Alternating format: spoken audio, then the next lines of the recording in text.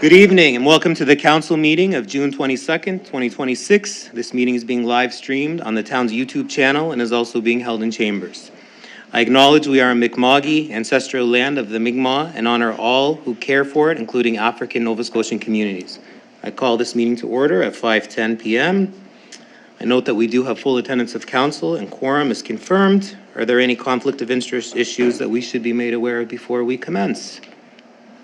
Yes. Councillor Savage. Thank you, Mayor. I have a conflict with the 4D, closure of the library, Kentville Library branch for professional reasons. Thank Okay. you. Thank you. And when we get to that agenda, you can sit in the audience and then come back when we're done. Thank you. Councillor Maxwell. Yes, thank you. I have a conflict with 4F, Okay. the rezoning for 172 Main Street. Dr. Scott is my cataract surgeon. Okay. Thank you. We have an agenda in front of us. Are there any additions or deletions to the agenda? There being none, I would entertain a motion to approve the agenda. Deputy Mayor Kroll and a seconder, Councillor Andrew. All those in favor, please signify by raising. Those opposed, motion is carried. We have two sets of minutes, one set from the council meeting of May 25th, 2026. Are there any changes to this set of minutes? There are none, so we will file those.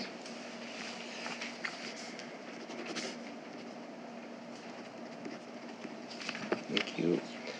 We also have a set of minutes from the emergency council meeting on June 13th, 2026. Are there any changes to this set of minutes?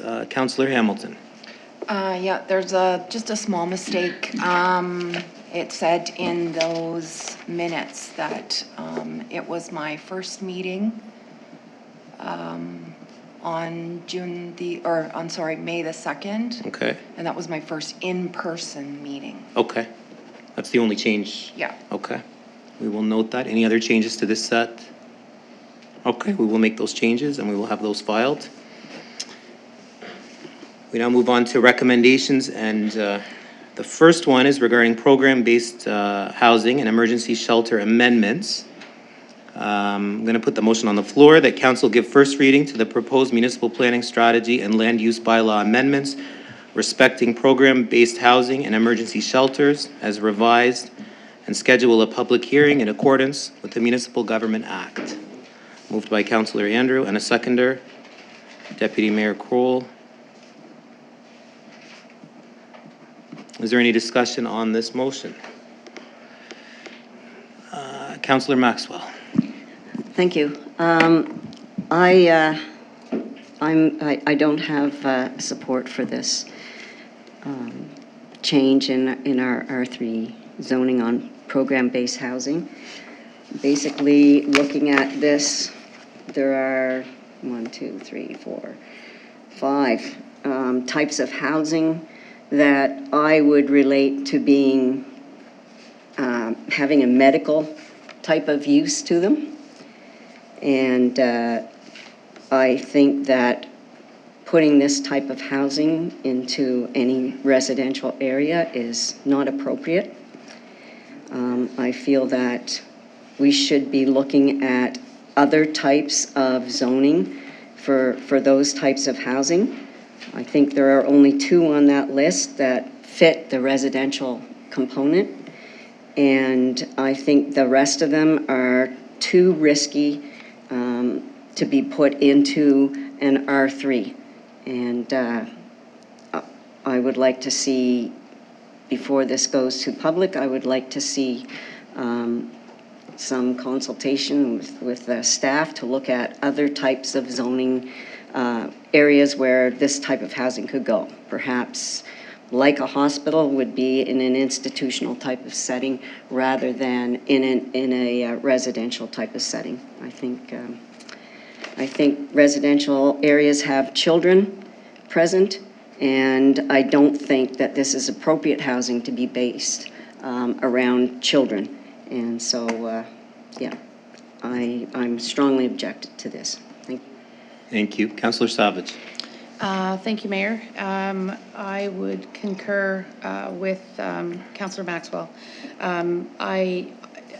I do feel that the definition needs to be amended. I feel that more work needs to be done on behalf of the planning department and bringing something back to us. As Councillor Maxwell noted, there's 5 types of housing and 2 that really do fit into the residential piece. When program-based housing was talked about as a residential form of housing, and then there was distinguished made between project-based housing from emergency shelters. I don't agree that it provides greater clarity for the residents. There's questions around supervision, et cetera. So I believe that you really do limit the housing opportunities. And then there also can be, it can be seen as a concentration of vulnerable population in just a few areas that are identified here in Kentville. And it also can reduce the integration throughout the community. So for that reason, I will not be supporting this. Thank you. Council, you still have your light on, Councillor Maxwell? Okay. There's another Yeah. point I'd like to make. So I also find that designating these different types of programmed-based housing in the R3 zone, I find that very discriminatory. I think a residential area is a residential area. And our residential areas have different zones, R1, R2, R3, they're all residential. And if we feel that this is good in an R3 zone, it should also be good in an R1 or R2 zone. It should be good in any zone. And discriminating against one type of zoning, I also object to very strongly. Thank you. I don't see any other lights on. I'm just going to take a moment and just want to thank staff because they've been working on this for about 9 months now, and it's been a lot of back and forth just to deal with a lot of new things that are happening in Kentville. And I think, you know, it's important to remember that we can't people zone, right? So we can't people zone types of housing needs, you know. As I've said before, it could have been one of our parents that needed support in a home, which we see those types of housing. Then there are people that need other supports, but you can't, to my knowledge, and maybe planning may want to speak in a moment, I don't think that you can people zone. And I think that in itself is kind of discriminatory too. I'm also going to say that this was to send it to first reading, and I always like to support first reading because it gets it out to the public, and that's when the public has an opportunity to come back and present to council. So by not sending it out to first reading, I think we're kind of doing an injustice there. Sending it back to staff, I can't speak for them, and they may want to speak to this in a minute. I don't know what else that they could come back with. This went through the Planning Advisory Committee, and it was vetted through there, and then came to council, and it won't return to Planning Advisory Committee. So unless there is a specific, if you've got a specific ask for staff, then perhaps state that now. I don't know what else that they could come back with. We have to realize that it's 2026, and these kind of housings, maybe they're new to Kentville, but they're not new to a lot of other places, right? So we have to kind of be mindful of that. So I will support first reading as the first step, and then we'll go from there and see what comes of it. Councillor Andrew.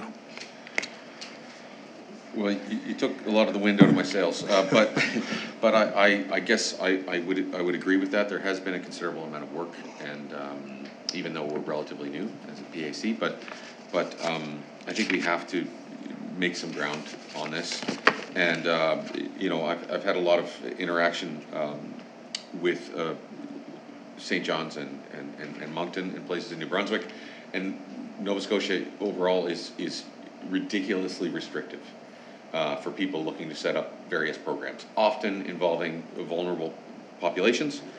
One of the things we, of course, wrestled with, because we have our human take on things, and then we get in these discussions, and then it's trying to take a position that is not prejudiced towards certain people, because as you said, Mayor, that's not our role. So I feel comfortable with advancing this, and you know, obviously it'll be informed further, you know, if the community wants to engage further on it. So we look forward to, our job isn't going to be done.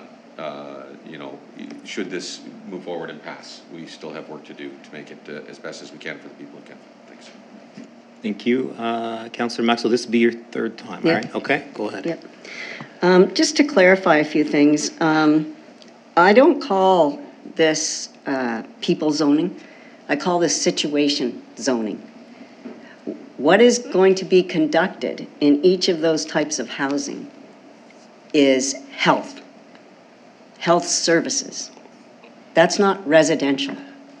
That's institutional. And I think it's on this town to make sure that we designate lands that are in that appropriate area. That's not holding any back. That's just saying, you know, once those health issues are canceled out, then you move on to your type of housing. And I'm going to state this, and I'm going to keep stating it. If it's good in R3, then it has to be good in R1 and R2. And that's a simple fact. That is called people zoning. You're not putting it in every zone in town. You're only designating it into one zone in town. That's people zoning. Why can't it go in R1? And why can't it go in R2 if it's okay in R3? And I think we need to consider that. That's something this town needs to consider. Let's get away from old-time politics. Thank you. Councillor Savage. Thank you, Mayor. So I alluded to the definition, that there's 5 types of housing under program-based housing. That's an area that I would like to see revisited. You asked the question about what would I like to see the planning department go back and look at, and maybe amending that definition isn't a possibility. I don't know. Putting it just in R3, I'll go back to what I said before about you know, concentrating vulnerable population in a few areas and reducing the integration throughout our community, i.e. just being in R3. All that said, I am going to change what I said about not supporting this motion. I will support it to go to first reading. And the reason why is because I think it's important for the residents of Kentville to have their say and to give some input on how they feel about this. And that's really my sole reason for supporting it for first reading. Thank you. Deputy Mayor Kroll. Yes, thank you, Your Worship. I will be supporting this motion. I would like to have this motion go to the public to have them give their say on what their feelings on this are. So that would be my vote tonight. Councillor Baker. Thank you, Your Worship.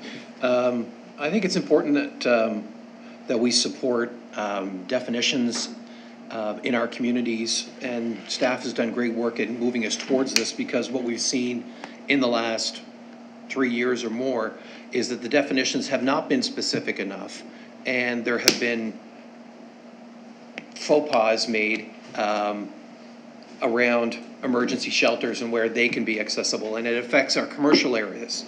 So on the one hand, we have to be willing to accept vulnerable populations no matter where they lay.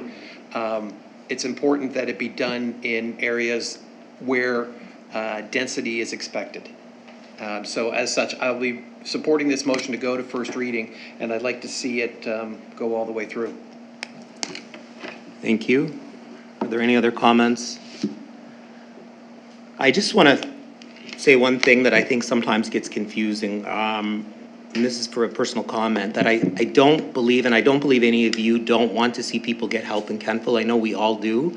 And the last year has been extremely stressful as the mayor, and for a lot of you as well, just with what's happening in town and the pressures that the town of Kentville has been under. But I have to say, it's not about not wanting them to get help. I sometimes wonder if they're getting the right kind of help or enough help. And sometimes those individuals need a place, whether it's a 4-unit home or it's a 2, whatever it is. Maybe they need that support, and maybe that will get them back to a better part of their life, right? So I think you have to kind of remember that, and I just want to make that clear. So I don't see any other lights on. I will we'll open the vote then.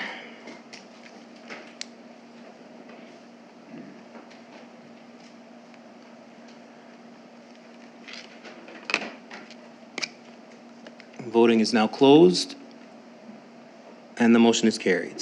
Thank you very much.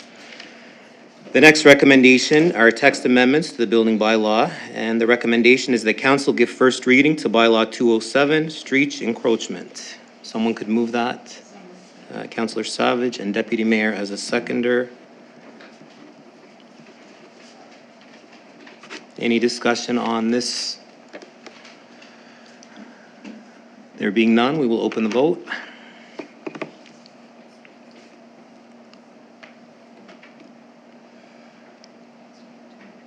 Someday.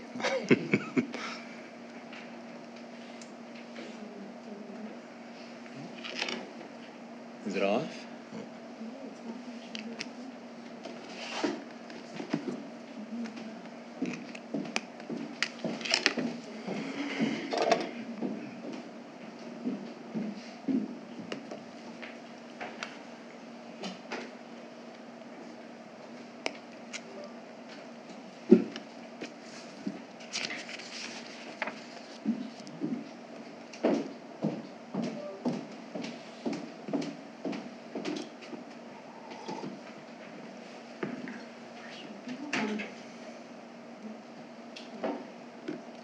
If not, we can do manual.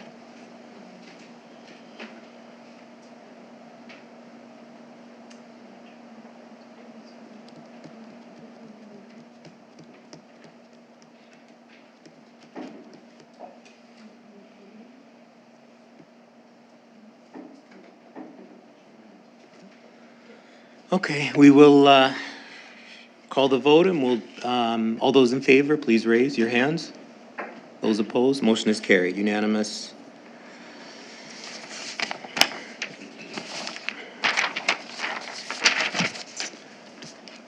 Our next recommendation is policy 112, whistleblowers. The recommendation is that council approve policy 112, whistleblowers. Moved by Councillor Savage and a seconder, Councillor Baker. Any discussion on this one? No discussion. We will call for the vote. All those in favor? Those opposed? Motion is carried. It's unanimous.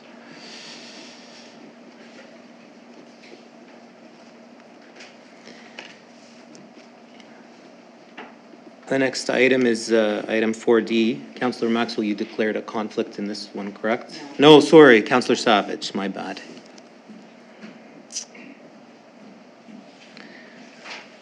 This is in regards to the closure of the Kentville Library branch. The recommendation is the council provide notice to the town of Kentville's withdrawal from Annapolis Valley Regional Library Board to all Annapolis Valley Regional Library Board partners pursuant to Section 6.2 of the Libraries Act, effective December 31st, 2027. Someone could move that. Deputy Mayor Kroll and Councillor Andrew as a seconder. Any discussion on this? Councillor Baker. Thank you, Mr. Mayor. And just further to discussion, even by email today, indicated from the CEO and Secretary of the Board that they are open to opportunities for Kentville to come back. That's accurate? And I know this motion is just put in place so that we're meeting our obligations under the Act.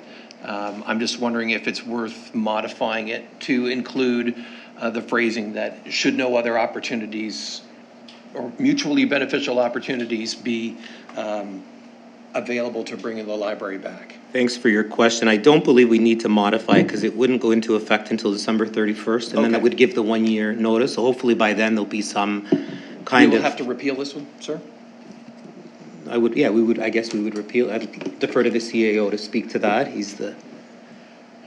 Yes, if we decide we didn't want to give notice, or if we wanted to, if the library stayed open, we would just rescind the motion, yes. Rescinded, okay, thank you.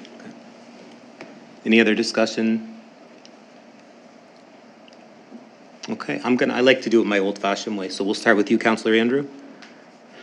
All right, Deputy Mayor Kroll, Councillor Baker, Councillor Hamilton, Councillor Maxwell, yes, and I say yes, the motion is carried. Well, welcome back, Councillor Savage at 5:29, return to her seat. Our Our next recommendation comes from council committee and commission appointments, and the recommendation is the council approve the appointment of Jamin Johnson to the Inclusion, Diversity, Equity, and Accessibility Committee, Michael Cameron to the Investment Committee,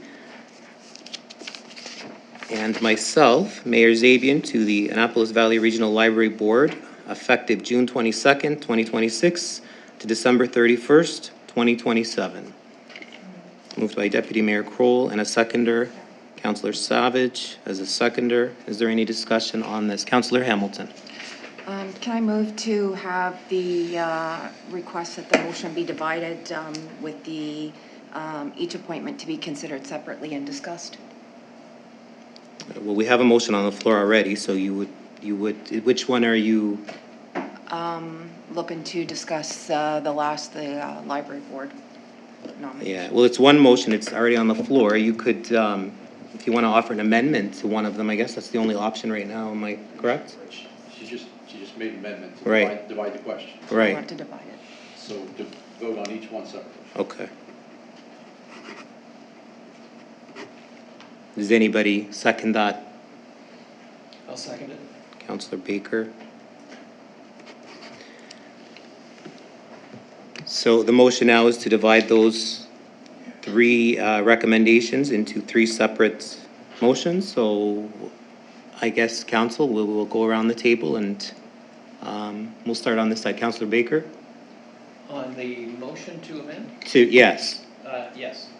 Councillor Hamilton? Yes. Councillor Maxwell? Yes. Deputy Mayor Kroll?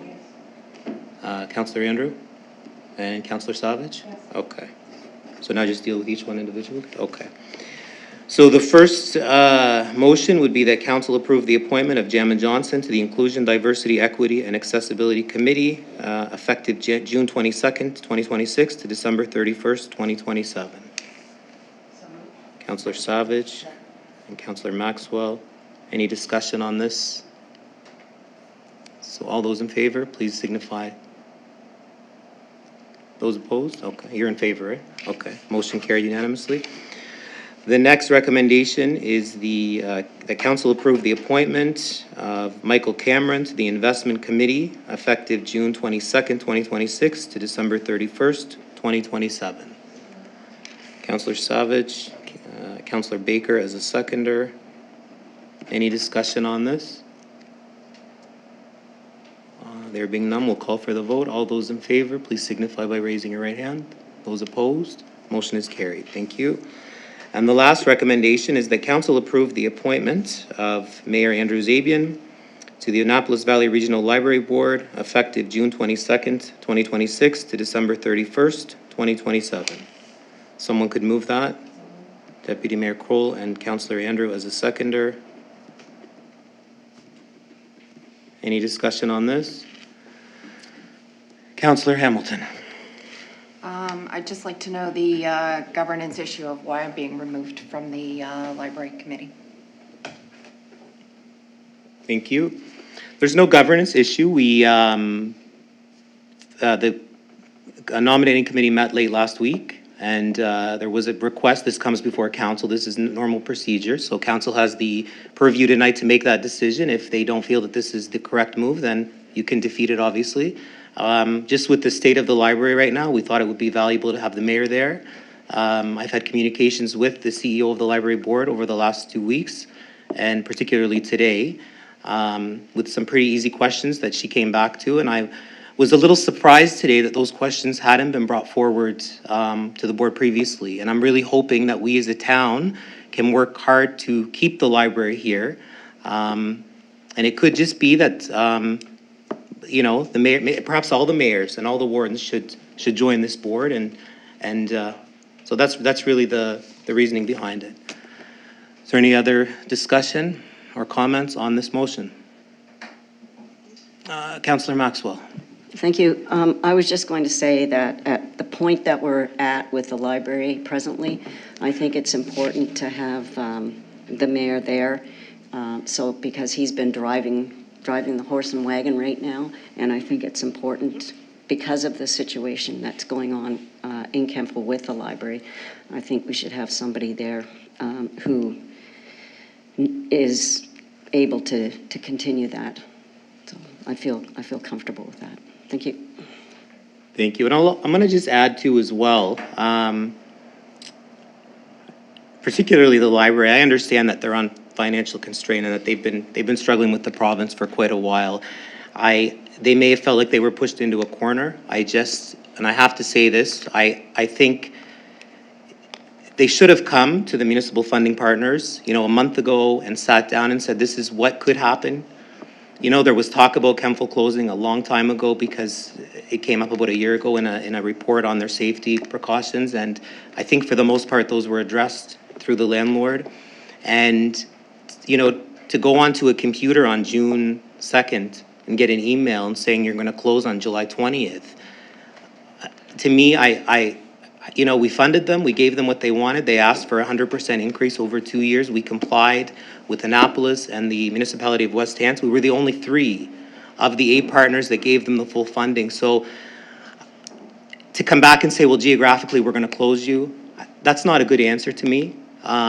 I think, like I said, had they come forward a month ago and given us some time, maybe there could have been conversations that we had with the province. Maybe we wouldn't be here at this juncture. So I really hope that Minister Ritzy and Minister Lohr, I know they're working on this, and I really hope there's a way to save all 5 branches. But I mean, my heart's with Kentville right now, and I think the citizens, we all want to keep that branch there. It is the busiest branch, and the reasoning, it's just very hard to digest. Is there any other comments before we, did you have your, Councillor Andrew? I was going to say, I guess I support this. It seemed like a fast, and I appreciate the clarity sought by Councillor Hamilton.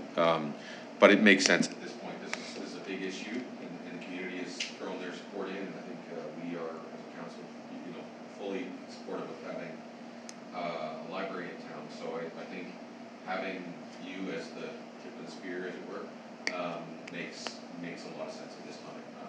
I also was seeking clarity. Appreciate it. Thank you. Councillor Baker. Thank you, Mr. Mayor.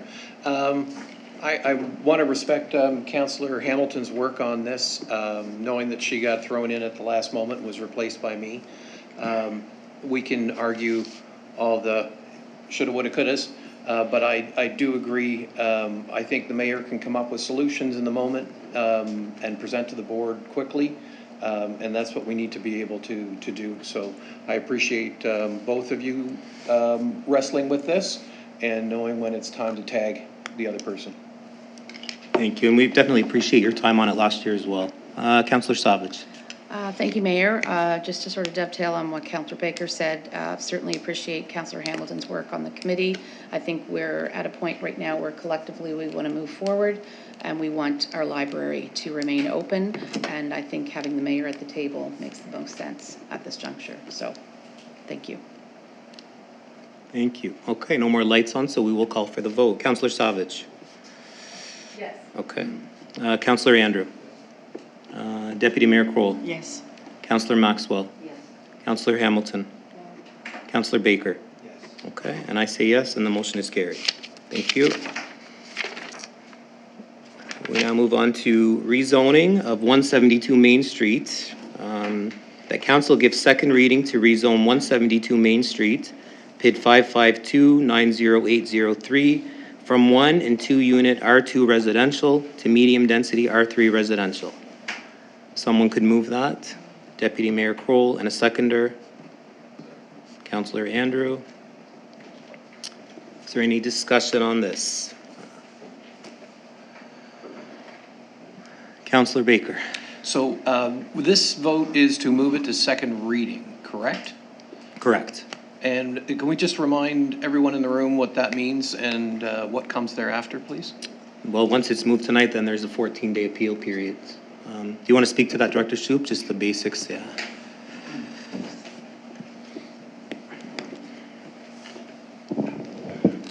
Thank you, Your Worship. Yeah, just to clarify, should council decide to move this forward, there would be a 14-day appeal period, actually on either end, on behalf of anyone opposed to council's decision, whether it be the residents or, well, whether it be the applicant, depending on which way the decision is made.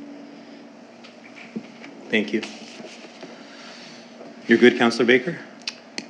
Yes, I'd like to hear some more discussion on it. I do have my thoughts, which are quite extensive, so I'm wondering if other people can steal my thunder. Yeah, well, you can speak one more time if you want to. Do you want to speak now, or do you want to, you have the floor, so go ahead. Okay, Yeah. thank you, Your Yeah. Worship, and I may take a little while. The facts that we know about this property is that it's a large flag property, single dwelling, maintained not only to the benefit of the property owner, but to the community around. It has been for sale and has been withdrawn for sale. Tax is currently capped, which would change dramatically should the property be sold. So yes, there's a revenue benefit to the town of Kentville should it be sold, but that's irrelevant at this point. The applicant has requested rezoning from R2 to R3 to medium density. And my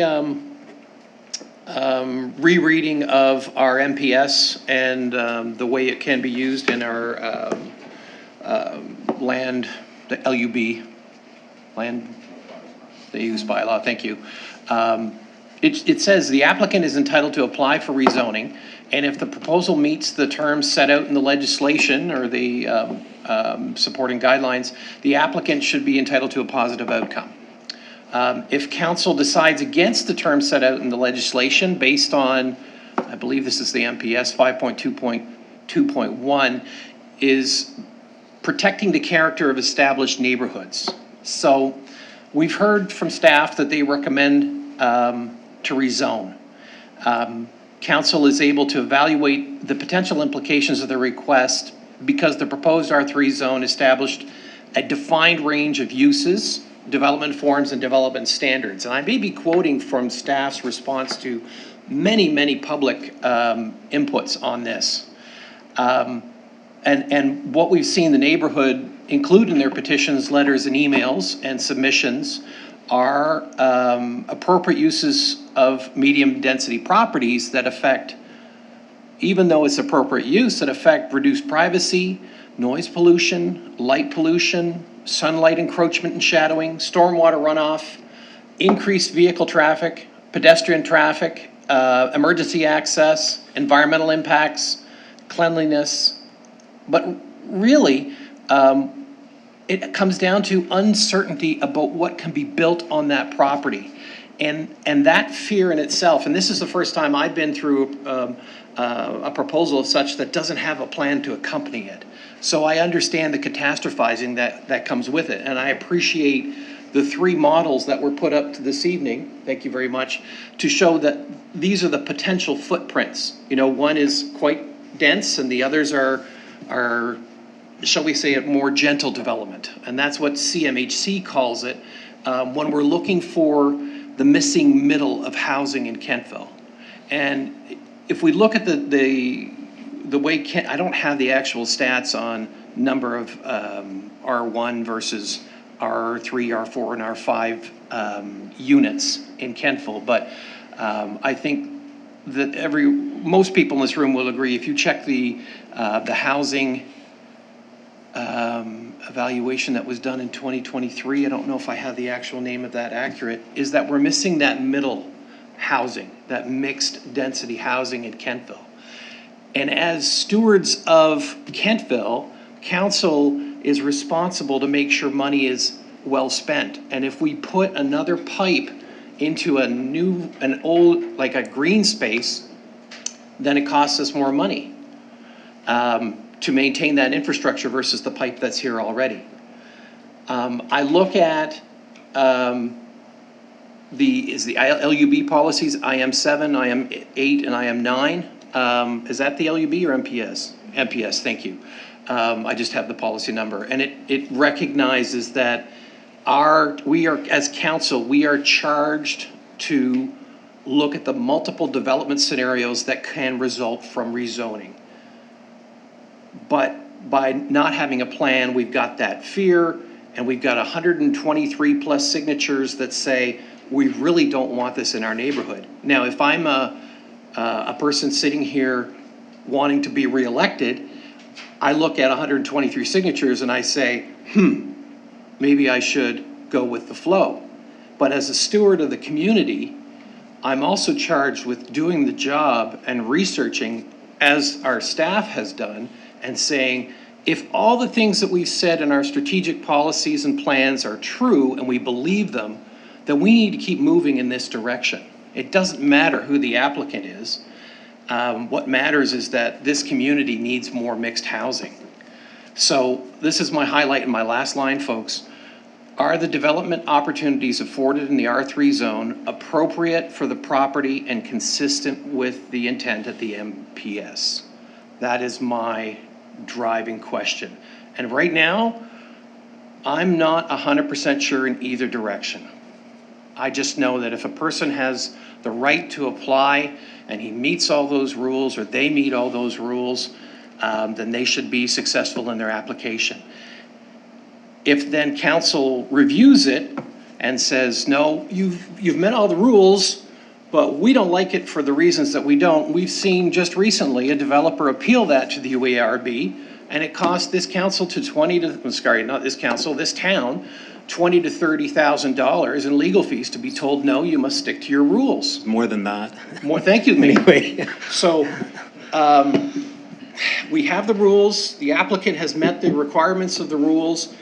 I don't see, unless we change the way we look at our MPS, whether council really has the ability to change that direction, because that direction's already been set in the MPS, right? And if we all of a sudden come out and pull the rug out, if the applicant has enough funds to appeal, or if the residents have enough funds to appeal and the time and the patience to go to the UARB is going to look at it and say, again, these are the rules.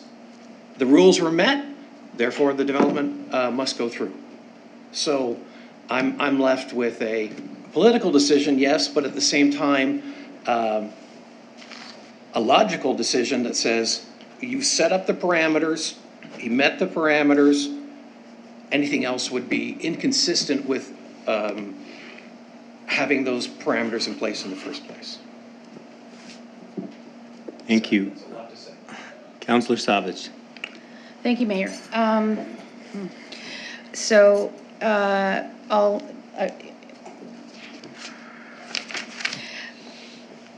public hearings are really important. And I think they're really important because sometimes folks can come in and make comments that perhaps myself as a councillor had not thought about.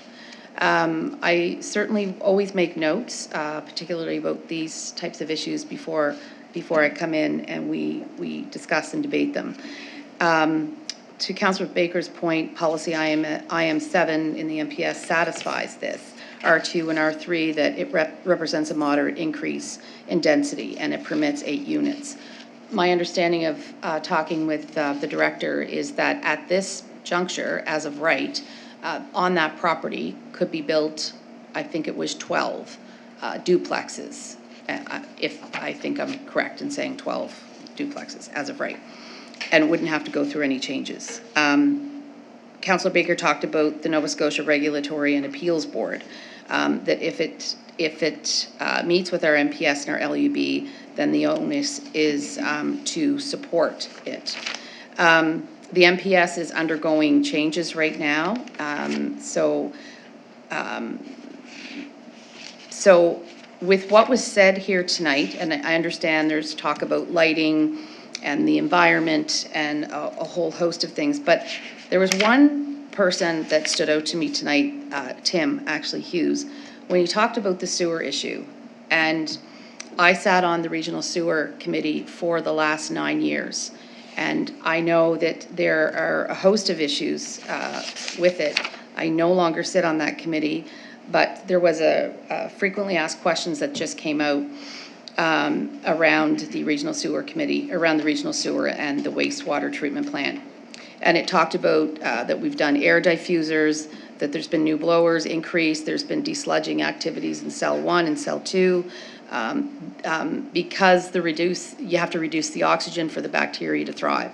There's apparently a plant upgrade design that's been contracted out, and as the water temperature rises, this process speeds up and it results in a lot of issues. So for that reason, I am struggling with this one tonight. And I'm not saying that the other topics that were brought up tonight aren't important, because they are, but that piece really resonated with me around regional sewer, so, thank you. Councillor Andrew. All right, so I guess as I was thinking our, this was the kind of quote or statement that went through my head was our bylaws and policies are everything, but they of course can be improved upon, and that's what we're attempting to do here.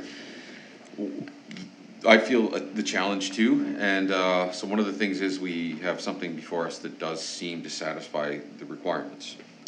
But two things that were quite compelling for me. One was to do with our sewer infrastructure, and I know sometimes in the municipal world, in this case, sewer is our responsibility, but there are other areas of infrastructure, sometimes roads, hospitals, schools, and the rest. And at times, I think we are happy to punt those things to the province without due consideration. And I think our sewer problem, I'm not saying that means we should stop everything. I like the idea that we're open and moving forward and growing. But I'm torn, of course. The second is the driveway. I rented an apartment and lived in the apartments, the former RCMP station years ago. And now I own and reside in the, what was the next RCMP station? Or anyway, before that or whatever. But that driveway is awful. And so I don't know how it's gonna sustain that. In the wintertime, you come up wick wire, you've gotta make sure you have enough speed, and then on the occasion that someone is coming out of that driveway, so it would have to be, and as was mentioned tonight by one of the members of the public, it would have to be doubled, and so there's issues there. I think there are some things that are not answered around this yet, and so I'll leave that there. But it is absolutely terrifying to come out or to enter that driveway, so. The other thing was, and I know that we aren't to hold the property owner to the designs we saw. The designs did seem to each omit the existing property, home, pool, and the rest. So they all seem to include an emphasis on development of the top side or the north side of the property. And so I guess one of the questions, and maybe it's a little late for this, but given that there is sloping and there's the value of the trees that are there, it's maybe perhaps it's unfortunate at this point that a publicly established green space could have been established perhaps on the back acre, and people would be happier, or at least some of the residents would have been happier had there been, due respect or regard for that sloping and treed portion of the property. That's a thought, and I will, I say that out loud here, but I will certainly talk to the director about those kind of things, and then I'll leave it to him to talk to the people that need to be spoken to about whether those things are palatable and possible. Thanks. Deputy Mayor Kroll. Yes, thank you, Your Worship. Much like Councillor Baker, his words were very similar to my thinking. I understand and respect the concerns expressed by neighboring property owners. However, Council has adopted a municipal planning strategy and land use bylaw to guide growth and development in our community. When an application comes before us, we must evaluate it against these policies rather than personal preferences. If we choose not to follow our own policies when an application meets the established criteria, we create uncertainty for our residents, developers, and future councils alike. My decision is not to choose between supporting the residents and supporting development. It's about applying planning framework fairly and consistently. Thank you. Councillor Hamilton. So today's hearing was really good for me to listen to all the residents, and I have questions regarding how the proposal aligns with the existing character of the neighborhood. And I know that's one of the reasons that you can decline the proposal, and I really think that is where I sit with it. I have huge issues with the character of that neighborhood, and I think it would change extensively. The tree canopy there, when it's leafed in, is substantial, and I think losing that would make a significant difference. And I also have issues with the emergency exits as well, so I can't support it. Okay, thank you. Oh, you're done, or you're good? Okay. This is a very difficult decision for council, but I have to say that we do have planning documents that were put in place before. Some of us were here and some of us weren't. And they are, I think, coming up on 7 or 8 years now, but they are in place.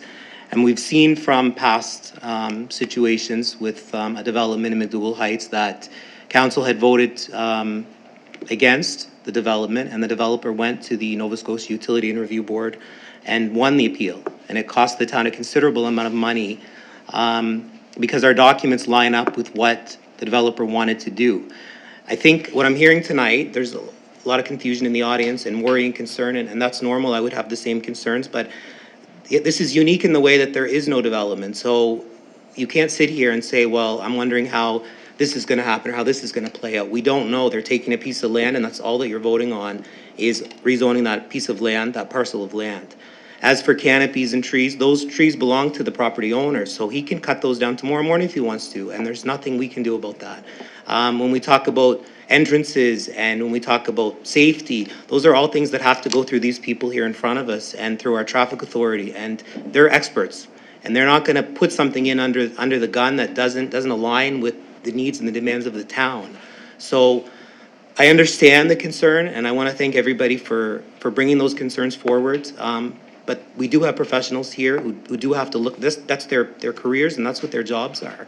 So it's a hard decision, but at the same time, there's nothing that strikes out that doesn't align with what those documents are, in fact. And I will support this. I know it's probably not the answer that a lot of people want to hear, but I know what's going to happen on the alternative, and the solution, the end result of it we're going to be back here again. That's just the reality of how the system is set up. So if there are no other lights, I will call for the vote. So I will start with Councillor Baker. The motion is the council gives second reading to rezone 172 Main Street, PID 552-90803 from 1 and 2 unit R2 residential to medium density R3 residential. Councillor Baker. Yes. Councillor Hamilton. No. Deputy Mayor Kroll. Yes. Councillor Andrew. No. Councillor Savage.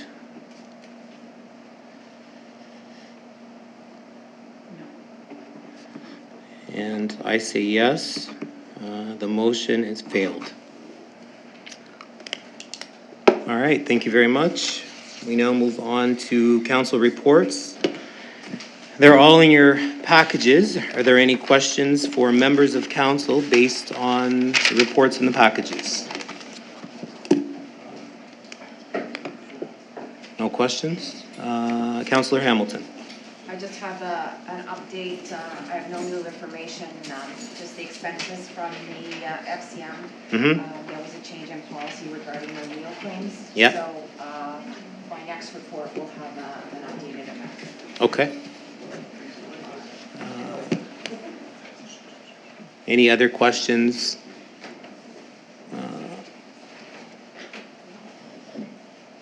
Okay, and Councillor Hamilton and Councillor Baker returned from FCM with very detailed reports in the package, so if there are no questions, then we will now move on to, we have a closed session that we must enter, so I will take a motion to enter into a closed session. Deputy Mayor Kroll and a seconder, Councillor Baker.